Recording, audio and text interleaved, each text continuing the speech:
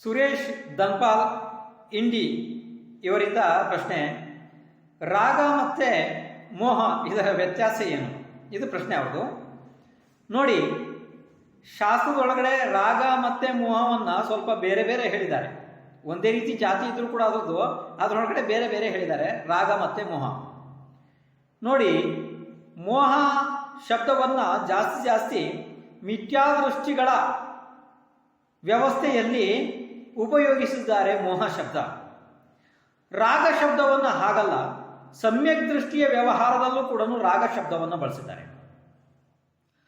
ಮೋಹ ಶಬ್ದ ಇದೆಯಲ್ಲ, ಇದು ಸರ್ವತಾ ತ್ಯಾಗ ಮಾಡೋದಕ್ಕೆ ಯೋಗ್ಯ ಇದೆ. ಮೋಹ ಶಬ್ದವನ್ನು ಎಲ್ಲಿ ಬಳಸಲಾಗುತ್ತದೆ? ಜಾಸ್ತಿ ಮಿಥ್ಯಾದೃಷ್ಟಿ ಜೀವಿಗಳು ಅಂದರೆ ತಮ್ಮ ಸಂಸಾರದ ಬಗ್ಗೆ, ಪಂಚ ಇಂದ್ರಿಯದ ಸುಖದ ಬಗ್ಗೆ ಯಾವಾಗಲೂ ಚಿಂತನೆ ಮಾಡ್ತವೆ, ಆದರೆ ಅದಕ್ಕೋಸ್ಕರ ಯಾವಾಗಲೂ ಪ್ರಯತ್ನ ಮಾಡ್ತಿರ್ತವೆ. ಆ ಒಂದು ಕ್ರಿಯೆಗಳನ್ನು, ಆ ವ್ಯವಹಾರವನ್ನು ಮೋಹ ಅಂತ ಹೇಳಿದ್ದಾರೆ.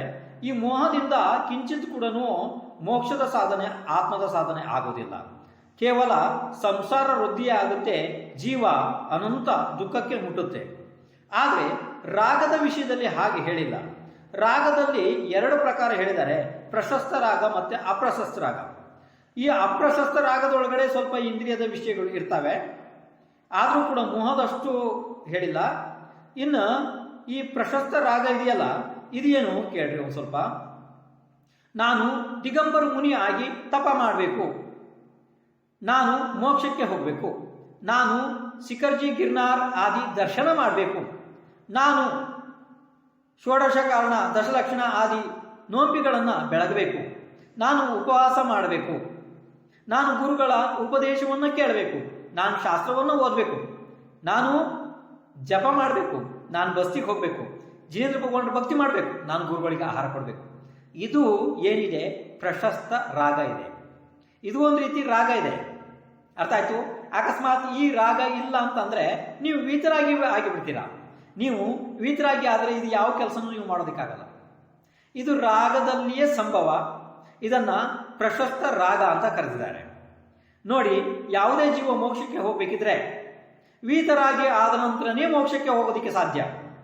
ಆದರೆ ಆ ವೀತರಾಗಿ ಆಗಬೇಕಿದ್ರೆ ಜೀವಕ್ಕೆ ಮೊದಲು ರಾಗಿನೇ ಆಗಿರಬೇಕು. ಅಂದರೆ ಸರಾಗ ವ್ಯವಸ್ಥೆಯಲ್ಲೇ ಅವನ ಎಲ್ಲ ಕಾರ್ಯಗಳು ನಡೆದಿರ್ತವೆ. ಅದರೊಳಗಡೆ ಪ್ರಶಸ್ತ ರಾಗ ಅಂದರೆ ಈಗ ಏನು ಹಿಂದೆ ಹೇಳ್ತೀವಿ ನೋಡಿ ನಿಮಗೆ, ಇದನ್ನೆಲ್ಲನೂ ಪ್ರಶಸ್ತ ರಾಗ ಅಂತ ಕರೆದಿದ್ದಾರೆ. ರಾಗ ಒಂದು ರೀತಿಯ ಆಸೆ ಅದು. ಅಂದರೆ ನಾನು ದಿಗಂಬರ ಮುನಿ ಆಗಬೇಕು, ನಾ ತಪ ಮಾಡಬೇಕು, ನಾ ಆಹಾರ ಕೊಡಬೇಕು, ಇದೆಲ್ಲ ಒಂದು ರೀತಿಯ ಆಸೆ. ಈ ಆಶೆಯನ್ನೇ ಇಲ್ಲಿ ಪ್ರಶಸ್ತ ರಾಗ ಅಂತ ಕರೆದಿದ್ದಾರೆ. ಈ ಪ್ರಶಸ್ತ ರಾಗ ಏನು ಮಾಡುತ್ತೆ ಅಂದರೆ ಪರಂಪರೆಯಿಂದ ಜೀವವನ್ನು ಸ್ವರ್ಗ ಮೋಕ್ಷಕ್ಕೆ ಅಂದರೆ ಅನಂತ ಸುಖಕ್ಕೆ ಕಳಿಸುತ್ತೆ. ಅಂದರೆ ಪ್ರಶಸ್ತ ರಾಗ ಏನು ಮೋಕ್ಷಕ್ಕೆ ಹೋಗೋದಿಲ್ಲ. ಮೋಕ್ಷಕ್ಕೆ ಹೋಗುವ ಜೀವ ವೀತರಾಗಿನೇ ಇರುತ್ತೆ. ಆದರೆ ಆ ವೀತರಾಗಿ ಆಗೋದಕ್ಕಿಂತ ಮೊದಲು ಏನು ಹಿಂದಿನ ತಪಗಳಿದ್ದಾವೆ ನೋಡಿ, ಈ ಪ್ರಶಸ್ತ ರಾಗದಲ್ಲಿಯೇ ಜಾಸ್ತಿ ಆಗ್ತವೆ. ಆದರೆ ಮೋಹದಲ್ಲಿ ಯಾವುದು ಒಳ್ಳೆಯದಾಗಲ್ಲ. ಅಲ್ಲಿ ಖಾಲಿ ಇಂದ್ರಿಯ ವಿಷಯಗಳು, ಮಿಥ್ಯಾತ್ವ ವಿಷಯಗಳು ಜಾಸ್ತಿ ಇರ್ತವೆ.